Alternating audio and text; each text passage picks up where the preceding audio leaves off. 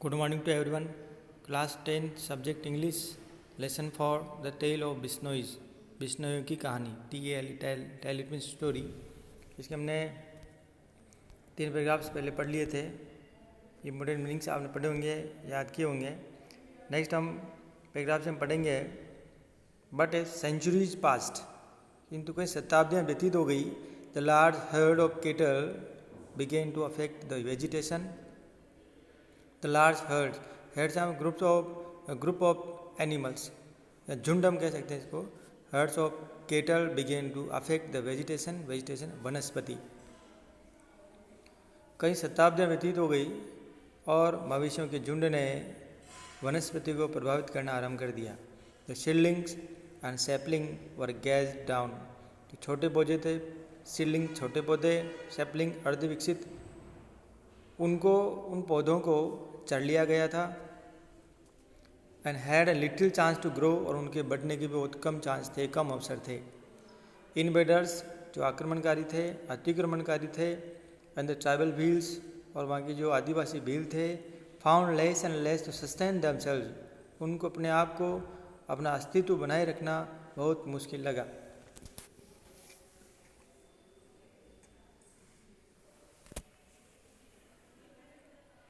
Finally, अंततः the 13th century AD saw the final conquest of the Bhils by the Rathore of Kannauj. अंततः 13th century में, 13वीं शताब्दी में अंततः उन भीलों पर जो कन्नौज के जो राठौड़ थे उनका शासन था, उनकी विजय हुई। कॉन्क्वेस्ट या विजय है, जीत है। The Rajputs now rule the whole of Marwar, पूरे मारवाड़ पर, होल WHOL होल, पूरे संपूर्ण मारवाड़ पर राजपूतों का शासन था। टेल ऑफ बिश्नोई की कहानी इसमें पढ़ रहे हैं किस प्रकार राजस्थान में मारवाड़ की भूमि पर बंजर भूमि बढ़ती गई और वहाँ पर बिश्नोई संप्रदाय के लोगों ने किस प्रकार अपने धर्म को अपनाया, सिद्धांतों को अपनाया, उन 29 नियमों का पालन किया। इसी क्रम में next paragraph. In the year 1451, 1451 ईस्वी में, AD during the reign of Rao Jodha ji के शासनकाल के दौरान, one of the bravest of the Rathore kings, उन बहादुर राजाओं में से एक, एन एक्स्ट्रा ऑनरी चाइल्ड, जो कि राव जोधा जी जो थे उन साहसी राठौड़ राजाओं में से एक थे। An extraordinary child was born in the village of Pipasar, उनका एक गांव था पीपासर, उसमें एक असाधारण बच्चे का जन्म हुआ। एक्स्ट्रा ऑर्डनरी, असाधारण। His father was the headman Thakur Lohat, उस बच्चे के पिता ठाकुर लोहट थे, जो मुखिया थे।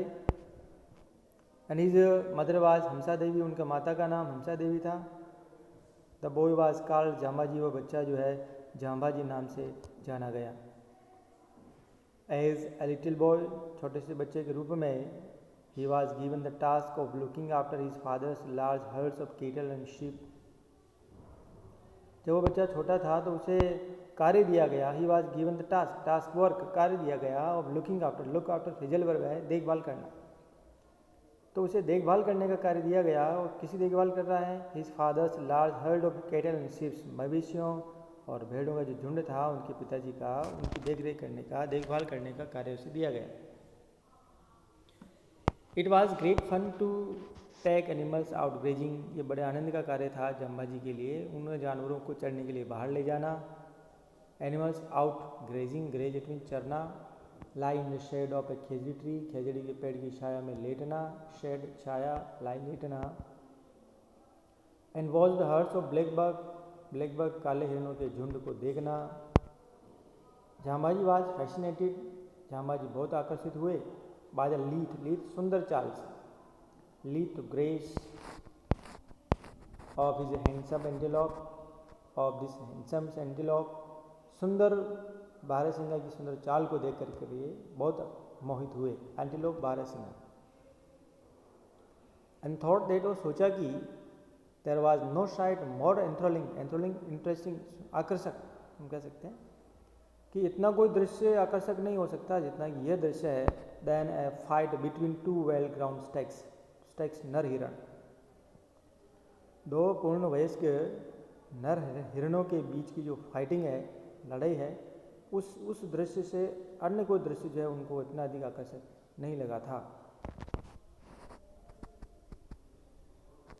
When Jambaji was 25 years old, जब जाम्बाजी 25 वर्ष के थे, ए ग्रेट डिसएस्टर का इट मीन्स आपदा या विपत्ति, a great disaster overtook the whole reign, पूरे क्षेत्र में, संपूर्ण क्षेत्र में एक बहुत बड़ी आपदा आई। The small quantity of rain that used to come, जो बरसात की जो अल्प मात्रा थी वो हुआ करती थी रेगुलरली, नियमित रूप से, keys all together, keys it mean stop, all together एक साथ, अर्थात जो बरसात की नियमित मात्रा में बरसात जो हुआ करती थी वह भी एकदम बंद हो गई। The worst sufferers were the cattle, जो सबसे ज़्यादा पीड़ित थे वो थे मवेशी। In the first year of drought, सूखा या अकाल के प्रथम वर्ष में, दे कुड ईट द बाजरा, उन्होंने बाजरा खाया, they could eat the bajra grass straw stored in the houses, जो घरों में बाजरे की घास का जो संग्रह किया गया था उसको उन्होंने खाया। स्ट्रॉ इट मीन्स घास। The second year was very bad, दूसरा वर्ष बहुत बुरा निकला। There was not a blade of grass left standing anywhere, कहीं पर भी जो है घास का एक तिनका खड़ा दिखाई नहीं दिया। People hacked at any tree, hacked it means CUT, काटना, सिमिलर वर्ड है।